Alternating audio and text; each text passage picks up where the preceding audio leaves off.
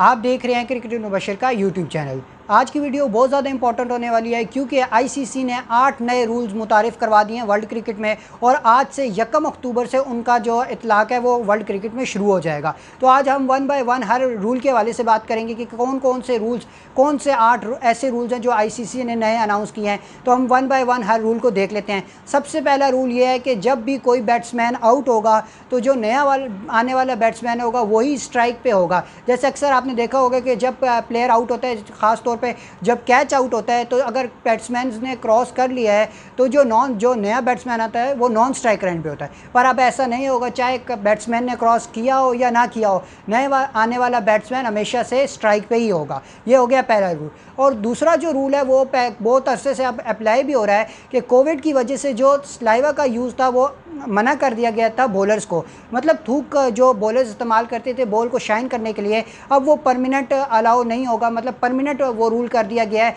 कि बॉलर्स अब सलाइवा का इस्तेमाल नहीं कर सकते, पर हाँ बॉलर्स अपने जो पसीने हैं उससे बॉल को शाइन कर सकते हैं, जैसे कि कोविड में चलता हुआ आ रहा है। तो इस रूल को पक्का कर दिया गया है आईसीसी की तरफ से और परमानेंट कर दिया गया है। तीसरा जो रूल है उसके हवाले से भी आपने कुछ अरसे में, पिछले कुछ दिनों में बड़ा सुना होगा, जो इंग्लैंड वुमेन और इंडिया वुमेन के दरमियान भी इसके हवाले से बहुत बात चल रही थी कि जब बॉलर बॉलिंग करवा रहा है और जो रनर है वो अपनी क्रीज से बाहर चला गया है तो बॉलर के पास पूरा हक है कि वो उसको रन आउट कर सकता है। इसमें कोई भी मसला नहीं होगा क्योंकि एक रूल बना दिया गया आईसीसी की तरफ से कि अगर तो बॉलर की बॉलिंग करवाने से पहले जो रनर है वो अपनी क्रीज से बाहर चला जाता है तो बॉलर के पास पूरा हक है कि उसको रन आउट कर सकता है। तो अब बैट्समैन को बहुत ज़्यादा याद करनी होगी, जो रनर होंगे, कि उनको अपनी क्रीज पे रहना होगा, वरना आईसीसी की तरफ से रूल परमानेंट कर दिया गया है कि बॉलर के पास पूरा हक है कि वो उसको रन आउट कर सकता है।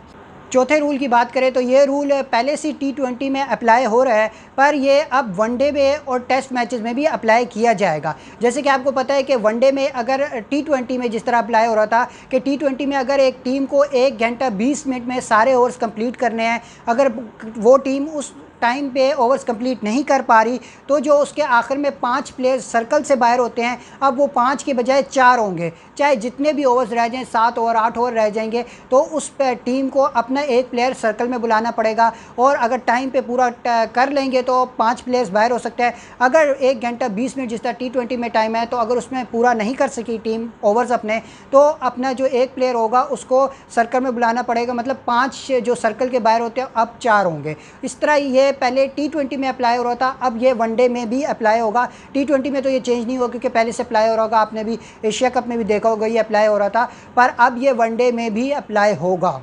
पाँचवें रूल की बात करें तो पाँचवा रूल जो है वो ये है कि जैसे आपने अक्सर देखा होगा कि कभी कभी बॉलर के हाथ से बॉल निकल जाती है और बॉल दो ठप्पे खा के क्रीज से थोड़ा आगे पीछे बॉल जाती है और बैट्समैन उसको शॉट मारते हैं। तो अब ये अलाउ कर दिया गया आईसीसी की तरफ से, अगर बॉलर के हाथ से बॉल निकल के आगे पीछे जाता है तो आपके पास पूरा राइट है कि आप उस बॉल पर छक्का या चौका मार सकते हैं। पर इसमें एक जो रिक्वायरमेंट है वो ये है कि बैट्समैन का जो एक पाँव है वो कम से कम पिच पे होना चाहिए, वरना तो ये डेड बॉल करार दी जाएगी। अगर प्लेयर का पाँव एक भी पिच पर ना हुआ, दोनों पाँव पिच से बाहर हुए तो वो डेड बॉल करार दी जाएगी। अगर एक पाँव पिच पे हुआ तो वो बॉल डेड बॉल नहीं बल्कि अब नो बॉल करार दी जाएगी और उस बॉल के बाद जो अगली बॉल होगी वो फ्री हिट होगी। छठा रूल के अगर हवाले से बात करें तो छठा रूल इतना ज़्यादा देखने को आपको नहीं मिलेगा कि वो रूल ये है कि जब कोई बॉलर भागता हुआ आ रहा होगा, जिस तरह स्पिनर हो गया या फॉस्टर हो गया, तो अगर बैट्समैन अपनी क्रीज से निकल गया अपना, मतलब बहुत से बैट्समैन होते हैं जो क्रीज से निकल के शॉट मारना चाहते हैं, तो बॉलर के पास पूरा राइट है कि बॉलर उस बॉल को बॉल कराने के बजाय सीधा विकेट पर मार दे और रन आउट करने की कोशिश करे। अक्सर ऐसा होता नहीं है क्योंकि बॉलर्स, फास्ट बॉलर अपने रन अप में होते हैं, अपने मोशन में होते हैं, तो बॉलर्स ऐसा अक्सर नहीं करते, पर ये रूल हो गया और ये कभी ना कभी आपको जाके शायद देखना भी पड़ जाए। सातवें रूल की अगर हम बात करें तो सातवां रूल जो है वो ये है कि अगर कोई फास्ट बॉलर या कोई भी बॉलर जो बैटिंग कर रहा है, बॉल कराने से पहले बैट्समैन को कोई इशारे करेगा या कोई डराएगा धमकाएगा, तो प्लेयर के पास पूरा राइट होगा कि वो अंपायर को बताए और अंपायर के पास ये राइट होगा कि वो फील्डिंग साइड के ऊपर पेनल्टी लगाए और बैटिंग साइड को 5 रन एक्स्ट्रा दे दे। ये अक्सर आजकल के बॉलर ऐसे नहीं करते। पहले बॉलर्स होते थे, शोएब अख्तर होते थे, जो बॉल कराने से पहले ही प्लेयर्स को डराते थे, धमकाते थे, आंखें दिखाते थे।